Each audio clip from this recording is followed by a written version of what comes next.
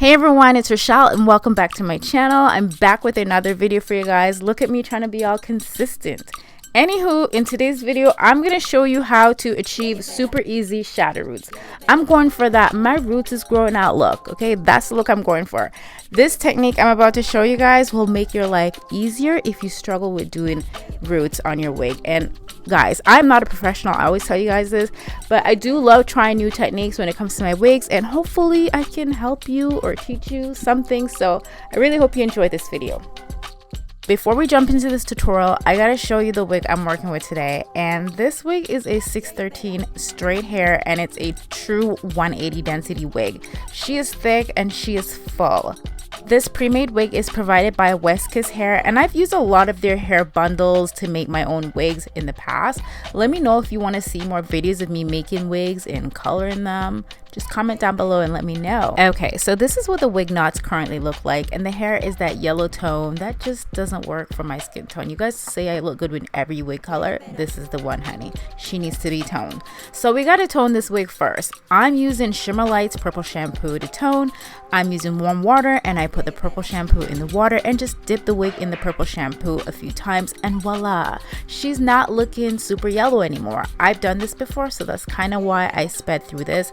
But if you want to see a more detailed video, I'll pop that in the description box down below. Let's move on. I'm applying Vaseline on my lace to protect it from getting stained because we are working with black hair dye today. Next, I'm taking the Adore semi-permanent natural black hair dye, and I'm going to apply this all over the lace on the knots. Now you guys are probably wondering, what the is she doing? But trust the process, guys. I'll be honest with you, I was scared. Okay, I was super scared doing this, and I did not want to ruin my wig. Now, I cannot take credit for this method at all. I think the first person I've seen coloring the knots black on a 613 wig is Arrogant Tay. So I didn't actually see a video of him doing this method, but I do remember him posting a video on his IG saying he colored the knots black on 613 wigs to give a more natural look, to give that shadow roots natural look. And I thought that idea was freaking genius, so I wanted to try it out for myself. Now, as for how long I let this dye sit on the knots for, I actually left it on for about 10 minutes because I was scared. Honestly, I really was. I did not want to ruin this wig at all.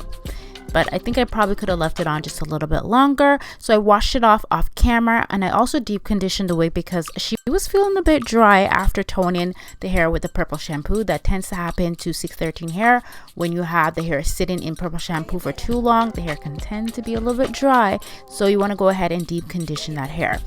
Okay, so I'm super impressed with how this turned out. I'm not mad at it at all. It's not perfect, but it's pretty good for my first try. I think next time I'll try using permanent hair dye instead of the semi-permanent dye.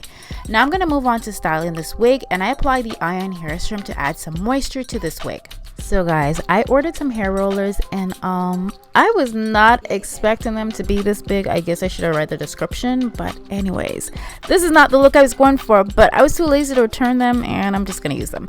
So I'm going in with my curling iron. I also use some hairspray, and I roll the hair up, and I'm gonna let this sit for a while. And I think I let it sit for about a couple hours, and I took it out, and the curl was giving me exactly what it was giving, nothing. So let's move on to applying this wig.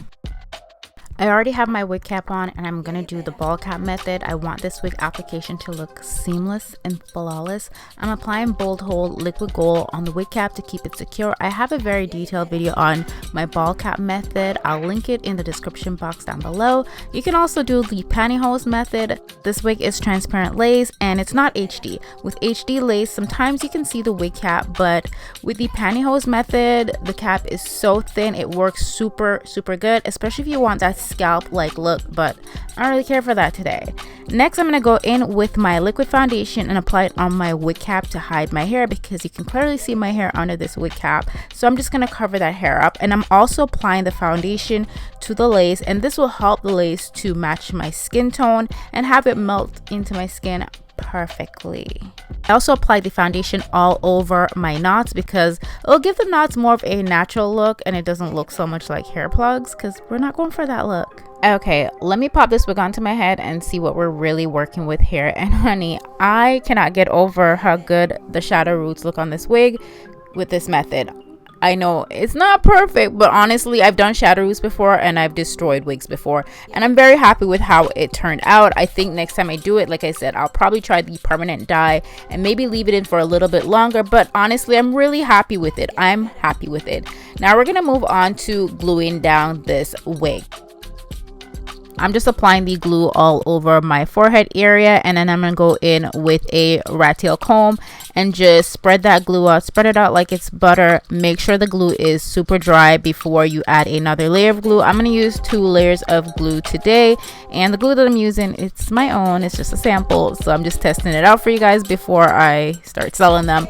But yeah, I'm gonna go ahead and pull that lace down. And by the way, you guys, I actually went ahead and I tweezed the hairline up a bit. I haven't tweezed it up fully, but I did a lot of tweezing off camera before I applied the wig. So just keep in mind, when you get the wig, this is not how the hairline is going to be looking. You're going to have to put in some work to make it look, you know, somewhat natural. So again, I just add a bit more glue, and I'm not going to go super detailed with the glue and how I apply the wig because I have a lot of videos on applying wigs, and if you are new to wig application, I will link one of those videos in the description bar down below. So I'm going to go ahead and cut away all that extra lace that we don't need. Again, for transparent lace, I will say the lace is pretty good. Some transparent lace, honey, Lord, it is hard to get them to look nice and melted, but this one looked pretty good. Is it just me, but when I'm applying my wig, I seriously be serving serious face. I be looking at the video while I'm editing it, and I'm like, why do I look so serious? Like, it's not that serious. Anyways, that was random. So again, I'm just gonna add some lace glue to the side, melt it down. The lace is looking really, really nice, and I'm gonna go in with my Got To Be Free spray because this is transparent lace, and I just like the way transparent lace melt with Got To Be Free spray. Like, I love using melting products for my wigs when it comes to the HD, but I just love how it looks with the transparent lace. I'm gonna go ahead and I'm gonna do the same thing on the other side as well. As you guys already know, I like to glue my wig down in sections. Okay, now as for the back of the wig, someone asked me, what do we do with the back of the wigs? There's a comb in the back, and you put the comb under your hair so it doesn't flap around, and you can also secure it with some bobby pins. I always take the combs off the sides because I don't need them. I just use the one on the back. That's it. Now I'm gonna move on to cutting down some baby hairs. Again, this is transparent lace, it's not HD, so we gotta do something to hide what lace, you know, is visible. And you guys know I don't really do a lot of baby hairs, and also with blonde hair, I don't really like a lot of baby hairs. I don't really like how it looks, so I'm just gonna make it small, very natural looking, as natural as I can get it to look.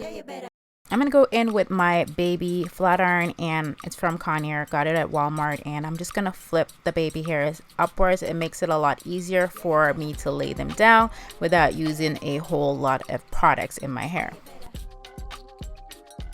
Next, I'll be going in with my edge brush to create the little swoops, and yeah, that's pretty much it for the baby hairs. Now I'm gonna go in with my hair mousse to melt down this wig. So I apply a little bit of that hair mousse on the back of my hand, dip my brush into it, and then I only apply it by the hairline. And then once I apply it to the hairline, I'm gonna go ahead and, before I tie my hair down, I do have to flatten this wig because she is sitting on the top of my head like a house. We don't want that. That's not the look we're going for. Seriously though, are you guys seeing the roots? It's giving shadow roots. I'm here for it. Okay, so I'm gonna go in with some foundation powder and make the part look a little bit more realistic, just to kind of hide the knots a bit because I don't really want to see the dark knots. So I go in with the foundation and I just apply it in the areas that I know I'll part my hair. I like to either wear a middle part or a side part, so that's the areas I'm gonna apply it in. Oh yeah, I also forgot to mention I did my makeup off camera, came back with a full beat. And guys, when I was doing my makeup, I had the hair tied down. So at the front of the hair, I tied it down to melt it after I put the hair mousse. You guys know what I do. I forgot to show that step. But yeah, this is pretty much how the hair is looking. I'm living for it. I'm very happy with how this turned out. And I'm definitely going to try this technique again. I also added some layers in the front just because I wanted the front to be a little bit shorter. And I went in with my curling iron to curl it up a bit more. I didn't want very tight curls. I wanted it to be kind of loose and very flowy. So yeah, this is pretty much the final look. I really hope you guys learned something from this video, and if you try this technique out, please let me know. I would definitely like to hear what you guys think of this. But yeah, I'll see you guys in another video very, very soon. I love you guys so much, and thank you for watching and supporting my channel. Bye.